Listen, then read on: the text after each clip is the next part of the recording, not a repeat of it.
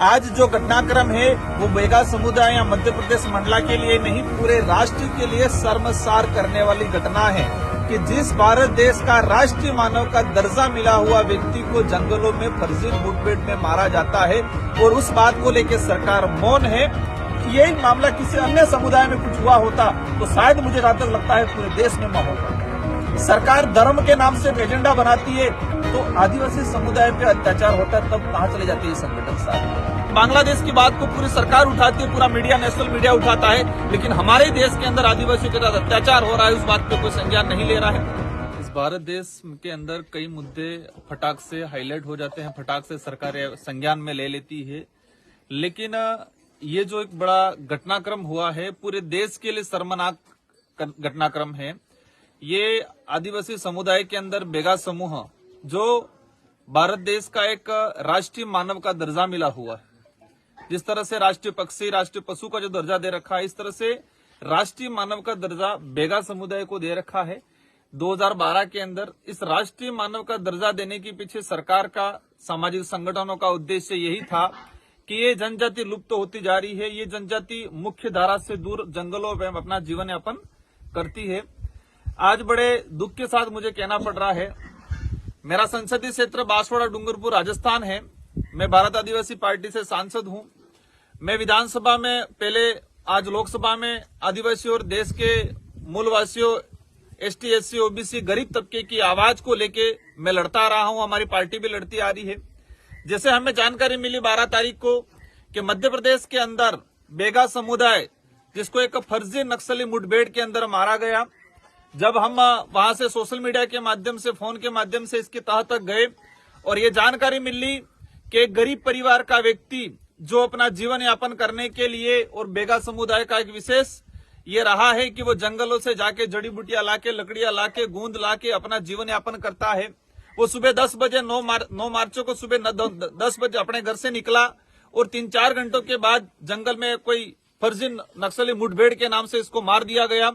एक गंभीर मामला और जो शक का दायरा जो पहली प्रायोरिटी में आता है कि 9 तारीख की घटनाक्रम, परिवार 3 से 4 दिन ढूंढता रहा, इसकी पत्नियां दर दर भटकती रही, पूरा परिवार दर दर भटकता रहा और अंतिम में जाके पुलिस थाने में जाके रिपोर्ट दिया कि मेरा पति गायब हो गया, लापता की रिपोर्ट दी। इसके बाद पुलिस कहती है कि आप जाओ हॉस्पिटल में।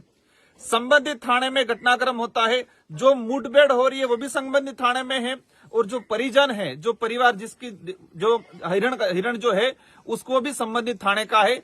इससे ये पोल खुल जाती है कि हर थाने के अंदर बीट प्रभारी, बीट इंचार्ज जो होते हैं, हर व्यक्ति को अपने थाना सर्कल, अपने बीट इंचार्ज का डाटा रहता है। 4 दिन तक संबंधित थाने को ये नहीं पता चला कि आदमी हमारे थाने सर्कल का है कि नहीं है। नहीं पुलिस ने आगे से इसका कोई पर्चा या इसका फोटो वायरल किया कि ये व्यक्ति कौन है। इससे ये पता चल जाता है कि ये सारा का सारा फर्जी मुठभेड़ था। ऐसे पूर्व में कितने प्रकार के घटनाक्रम, कितने मुठभेड़ हुए होंगे, कई ऐसे लापता। मैं आज ये घटनाक्रम से मेरे संज्ञान में आया है कि हमें देश में ऐसे लापता लोगों की भी जानकारी कलेक्ट करने की जरूरत है, जिनको कई हो सकता है इन फर्जी मुठभेड़ के नाम से कहीं दफना दिया गया हो। ये जो मामला है पूरे राष्ट्र के लिए है, न कि मध्य प्रदेश के लिए है। ये बात अलग है कि इस देश में आदिवासियों की आवाज बहुत कम मीडिया बनती है, बहुत कम जनप्रतिनिधि बनते हैं, न सरकार ध्यान देती है। देश के अंदर पशुओं के नाम से राजनीतिक हो जाती है। देश के अंदर पूरे अन्य राज्यों में, जैसे कि हम बात अन्य देश के अंदर बांग्लादेश की बात करें, बांग्लादेश में गलत हुआ, हम भी इसको कहते हैं गलत हुआ, लेकिन बांग्लादेश की बात को पूरी सरकार उठाती है, पूरा मीडिया, नेशनल मीडिया उठाता है, लेकिन हमारे देश के अंदर आदिवासियों के साथ अत्याचार हो रहा है उस बात पे कोई संज्ञान नहीं ले रहा है। मैंने खुद ने लोकसभा में आज सवाल उठा के निकाला है कि पिछले 8-10 सालों के अंदर 1,500 के आसपास आदिवासी फर्जी मुठभेड़ में मारे गए हैं, इससे 4-5 राज्यों के अंदर।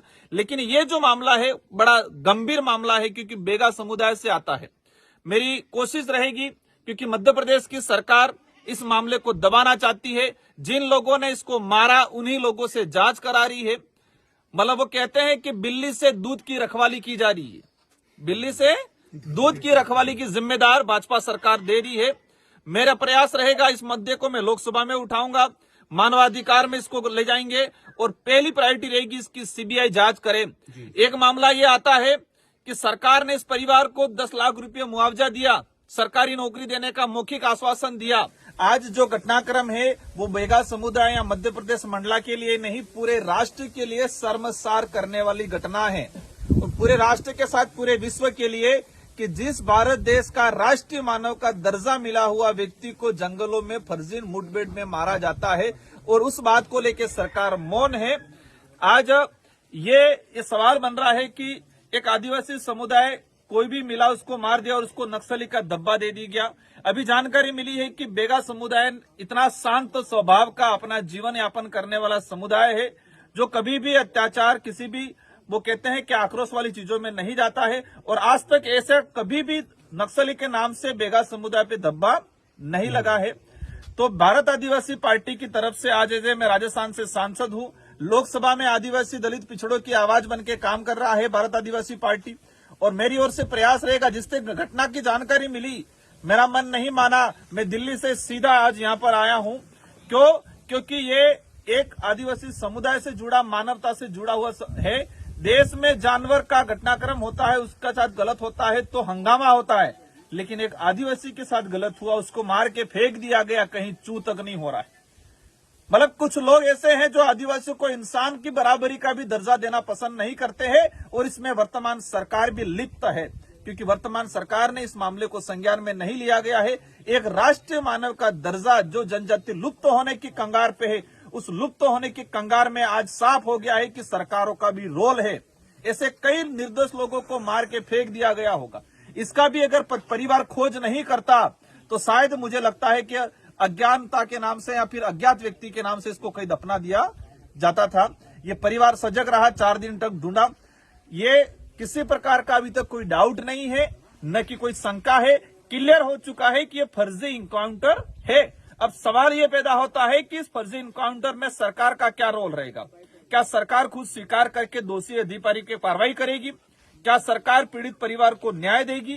क्या भविष्य में ऐसी घटना को रोकने के लिए सरकार कोई कठोर कदम उठाती है या नहीं उठाती है, सवाल पैदा होता है।